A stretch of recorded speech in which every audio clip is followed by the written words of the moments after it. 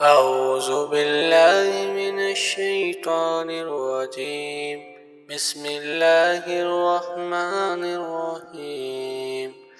والشمس وضحاها والقمر إذا تلاها والنهار إذا جلاها والليل إذا يغشاها والسماء وما بناها والأرض وما طحاها والنفس وما سواها فألهمها فجورها وتقواها قد أفلح من زكاها وقد خاب من دساها كذبت ثمود بتقواها إذ انبعث أشقاها فقال لهم رسول الله ناقة الله وسقياها